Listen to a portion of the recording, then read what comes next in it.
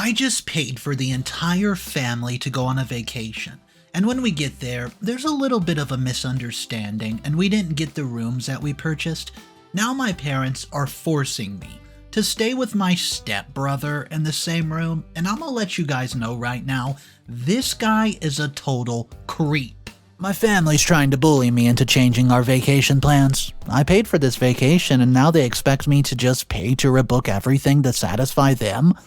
For a little bit of context, my father up and left my mom when I was just a baby. She never spoke about him much and only told me that one day he never came back from work. When she checked in at his office, they said that he quit 2 weeks ago. So, by my best guess, he quit and skipped town. Neither of us has seen or heard from him after that. 5 years later, my mom met Colin. He worked in tech and made good money and has a son, Nathan, from a previous marriage. I didn't meet him until a year after they started dating.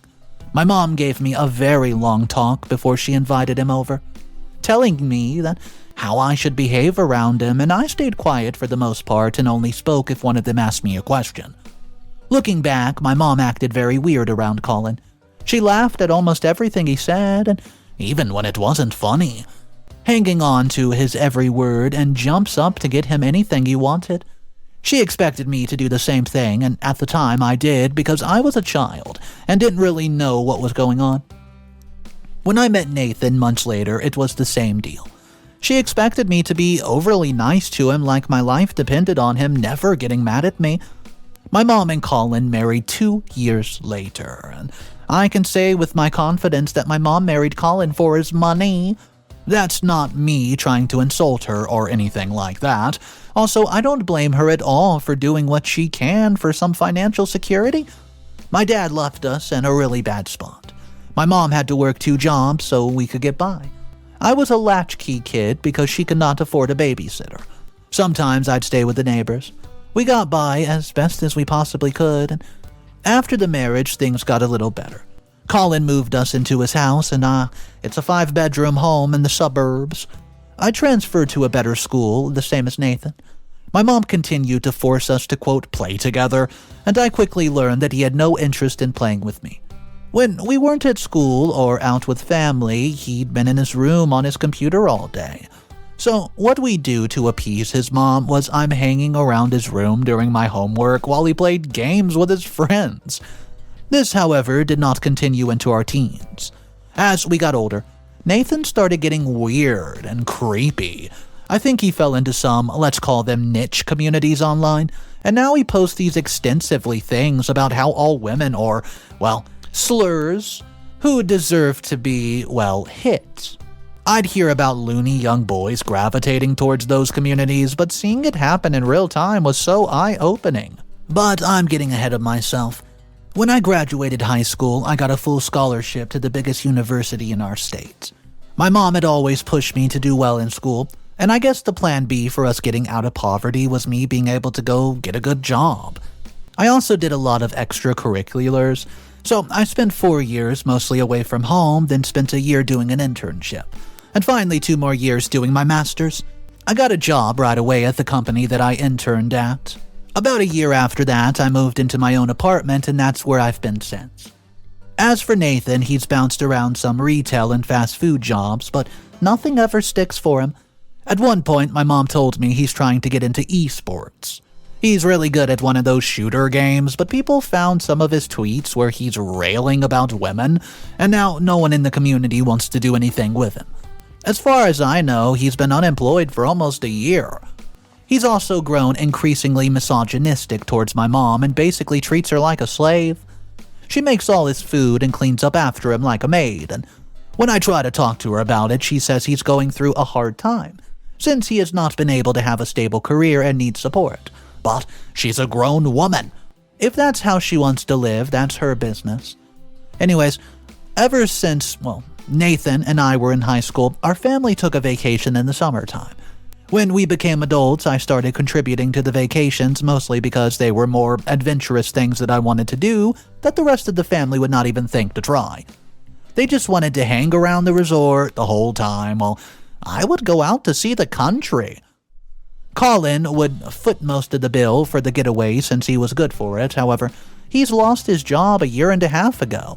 The tech industry has been downsizing for the last year or so, and he got caught in a round of layoffs, unfortunately.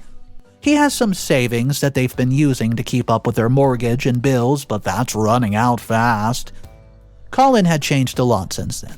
Before, he never used to bother me. Now he sometimes calls me asking to help with a bill or help buy a part for Nathan's computer, and if I say no, he would guilt me into doing it by saying how my mom and I were destitute before he came into the picture. And if it weren't for him, I would have had to drop out of school and get a job. My mom would participate in this too, telling me how Colin used to pay for all my school supplies, and textbooks too, and whatever I needed for my extracurriculars. It's like they're using the fact that they were poor when I was younger against me like it's my fault. And it works because it always makes me feel bad. It's gotten to the point where I won't answer calls from them or go by their house for weeks and then make an excuse that I was busy with work. When I went over to their place recently, the topic of the summer vacations came up. After a lot of thinking, I decided I'd foot the bill for this year, and hear me out. The vacations with families were fun for the most part. Also, if I did this grand gesture, it would probably get them off my back for a while. I could just tell them I blew all my savings on the trip. Plus, my mom's birthday is around the same time, and I've never been able to do anything for her beyond buying her a gift. Colin would usually go all out for her, and that would be enough. Guys, I have money. I mean, not as much as Colin, but I know if I booked the flights early enough and booked group activities and packages, I could get good rates. So, I started planning back in March for a vacation in July. I found great ticket prices and great activities, and it was cheaper if you booked with a group rate. I kept my mom updated with the itinerary so nobody would get confused. Things were busy around this time of year, so we need to have everything in order to avoid any hiccups. All of this brings me to today. We're now 2 weeks away from the trip, and I got a call from my stepdad asking me if I could change the tickets that I've booked to the following day because Nathan has an interview planned for the day of the trip. They tried rescheduling the interview, but the person who's conducting it's going on vacation too, and won't be back until the day we're leaving. I told him I'd call the airline to see what they say, and I was told that all the flights for the following day were booked. I could keep calling in case somebody canceled, but at the moment the next available flight was 2 days later, and they would even charge me a fee. So I called my stepdad and told him what they said, and I told him I'd keep calling to see if I could get Nathan a later ticket. He said no, all of us need to travel together. See, Nathan has never flown alone, and he would not know what to do. On top of that, he's extremely irresponsible and would probably lose his passport or luggage, or both. He's lost his driver's license 5 times. And mind you, Nathan is only 1 year younger than me. A grown man. He can figure it out. He needs to figure it out instead of constantly relying on his daddy. On top of that, if I moved everyone's ticket to a later date, I would have to rebook everything else. I mean, the hotels, the tours, and all the other activities I've planned. And those came with their own cancellation or rebooking fees too. I'm expected to foot the bill for all that? No! I put my foot down and told him if I had to make all these changes, they need to find all the fees for it. Well, guys, he starts going off on me, telling me I'm selfish and he's done so much for me and I can't do this one little thing for his son. I'm footing the bills for the entire vacation. I mean, is that not enough? I told them that if he did not want Nathan to fly alone, he would either have to pay the fees or did not come there at all. My mom's been blowing up my phone ever since, and, well, she's saying that it can't be that much and that Colin has spent way more on all of us. Guys, this is crazy. I know I'm in the right here, but I'm starting to feel guilty again. Should I just bite the bullet, maybe see if I can work something out with the airline, or should I stand my ground? Update number 1. Hey guys, I'm back. So, that conversation with my stepfather must have been a bad omen because this vacation has quickly gone sour. And I'm doing everything I can to salvage this for myself. I plan on having a good time without them, but let's back up. In the 2 weeks since I had the little talk with my stepdad, both he and my mom would not stop pestering me. Every time they called or texted, I simply told them that the price to rebook everything and hung up and left them on red. After about a week of that, I told them to stop contacting me about it. Either come or don't come, I don't care. I blocked both of their numbers. This morning, our flight's set to leave at 10 a.m. I get to the airport in a few hours ahead of time because it's crazy this time of year. All kinds of families are traveling, and the 4th of July's this weekend. The airport was absolute chaos. People running to catch their flights, people getting lost trying to find their gates, I mean, you name it. When I got settled at my gate, I unblocked my mom and texted her to ask if they were coming. She said, yeah, they just pulled up. At that point, our flight was set to leave in an hour and 15 minutes, which meant it would be an hour or less until we started boarding. And they were just pulling up. By the time they called for boarding, Colin, Nathan, and my mom were nowhere to be seen. I texted her and told her that we're getting on the plane, and if they want to make the flight, they better start running. The stewardess was about to close the door when those 3 knuckleheads came running up when we were up in the air.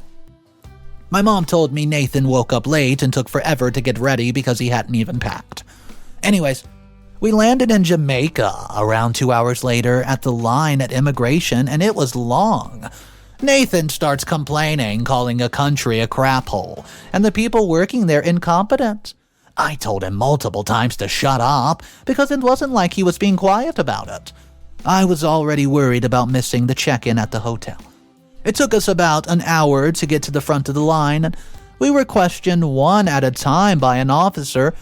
Standard stuff like where we were staying and for how long, and oh my goodness, when Nathan got up there, he starts being incredibly rude, saying the officer should be fired for moving so slowly, and I'd like to note here that the officer was a woman because I think that's very important to the story. He refused to answer any of the questions, and even his dad told him to just do it. So guess what? They ended up detaining him. His dad tried to sweet-talk the officers out of it, but they paid him no mind. As soon as he was escorted away, I found a phone and called the hotel to tell them that we would be late for check-in because we're stuck at immigration. They said, don't worry, it's no problem. As I'm writing this, it's been half an hour and the officers still have Nathan detained. Though I thought I would make an update since there's nothing else to do but wait. Update number 2. Well, I'm finally settled in. I've had a shower and I'm about to go downstairs to catch the buffet. But first an update. After almost an hour of searching and questioning, they finally let Nathan go with a warning. As soon as we stepped out into the airport, Colin starts yelling at Nathan, calling him a spoiled brat, a leech, telling him he needs to grow up and stop acting like the world revolved around him. But whose fault is it that he is that way, I wonder? I wish I could say our problems ended there. When we went to check in, the hotel realized they're overbooked. So the suite I paid for as part of our family getaway package is no longer available. The best they could offer us was a room with 1 bed and another room with 2 beds along with a partial refund. Or I could cancel the reservation altogether and they would give me a full refund. I told them that I'd need to look at the rooms first. So we went over to one of the seating areas in the lobby and I pulled up their website. Yeah, the rooms looked fine. Not as nice as the suite, but they do look okay. I told my mom I'd stay in the single room and she, Colin, and Nathan would stay in the one with 2 beds. Colin butt in and said if anything, he and Mom should have a room to themselves and me and Nathan share. Since it was my mom's birthday, she deserved her own space. There was no way in hell I was sharing a room with that weirdo. Guys, I paid for these rooms. Come on. I'm getting my own, and those 3 live together, and we're used to being around each other anyways. He starts throwing it in my face that he and Mom sacrificed so much for me to make sure that I had such a great life. The same lecture from the first post, and I looked to my mom for absolute support, but she immediately took his side, which just made me even angrier. Well, I told him I never asked him to do a thing for me, and I don't owe him or Mom anything. It was their job to take care of me when I was a child because I didn't ask to be here, and I don't owe them a dime for it. Then I got up, Grabbed my bag and went to the reception desk and talked to them and told them to cancel the reservation. I'm done. I didn't want to be around my mom, her husband, or this weird kid anymore. I hopped into the first taxi I could see, went to another, smaller resort nearby, and booked into a room for myself for the rest of the vacation.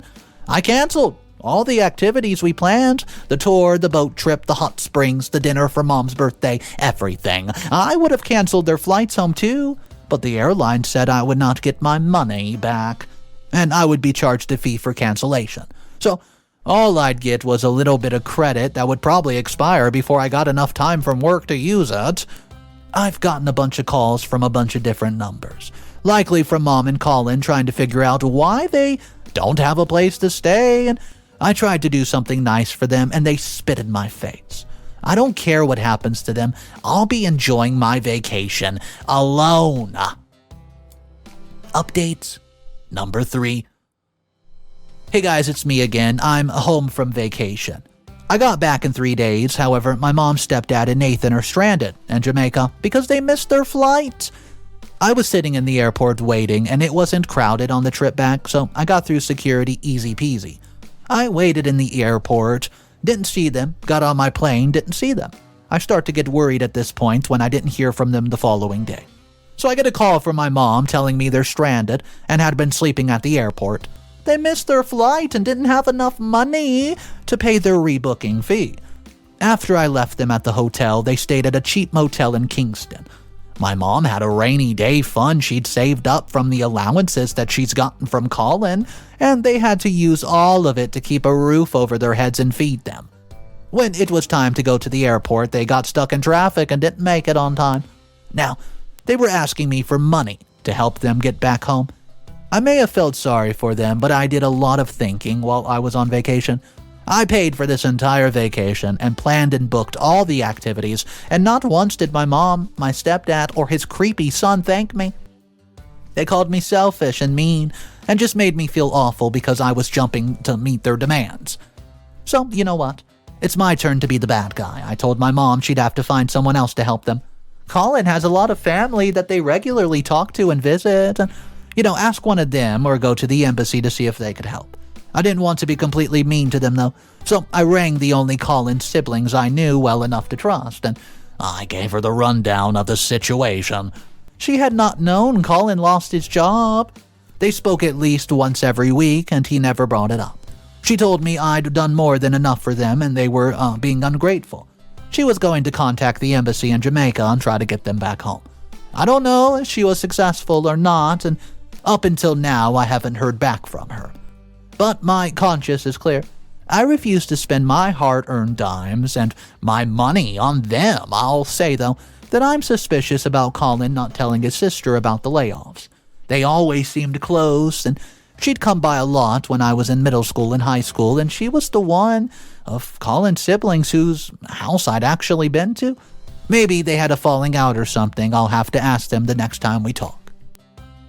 Final update. Hey guys, they finally made it back. My mom, Colin, and Nathan are safely at home. Colin's sister got in contact with the embassy and got them the money they needed to rebook their tickets. I have not spoken to or seen them since they got back, but I did talk to Colin's sister, and she told me some interesting things about Colin. I'll save that for a little later, though, because she also told me that after I left my family at the hotel, Colin tried to get the staff to give them a free one. His reasoning was it was the staff's fault that we had to cancel the rooms because they screwed up by overbooking, so we were owed a free one. The staff told him the only person who was owed anything was the person who paid for it, and he could not prove that he was the one who paid for the room, and they couldn't do anything for him. He got belligerent, and they had to threaten to get the police involved or, get him to stop harassing the workers and leave the hotel. They learned about the cheap motel from a local, but it was in a dangerous area away from the touristy spots, which usually have high police presence. Nathan ended up getting his phone stolen because he decided to go out in the middle of the night when he had an argument with his dad. It sounded like they had a pretty miserable time, but you know what? That's their doing. If they had just been grateful, this never would have happened. But on to what I learned about Colin. Apparently, he did not get laid off. He got fired. The execs at his company found out that he's been stealing from them for years. I hadn't thought too much about it because of all my college friends who work in tech have been, worried about layoffs too. He did not tell my aunt because her husband also works in tech and it's a popular job in the city. She also found out Colin came to a settlement and agreed that if he gave them X amount of money, they would not turn it into a legal issue. So, he had to empty out almost all of his accounts to pay them back and also remortgage his home. While I was not suspicious of Colin's reasoning for losing his job, I wondered once or twice why he could not get another. Now that I think about it, he was able to afford a big house in a nice area of the city and send Nathan and me to a great school and take us on vacation every summer. I'd always assumed he had a high-ranking job. I guess I was wrong. He was a thief. So it turns out Colin wasn't exactly the person that we thought he was. He turns out to be a thief. But that's beside the point because this story was mainly about the stepbrother and OP and how the family is just basically using OP. There were some commenters that said no matter what happens though with OP, it was wrong for OP to leave their family stranded there in the middle of a different country and not a safe area and not enough money to come home, and obviously it could have ended up really, really bad. But there were also a lot of commenters that were basically saying no, the family deserved this for the way that they treated OP, and I just want to know which side you guys are on, so drop your comments down below. If you guys are new to the channel, welcome. My name's Mr. Reddito.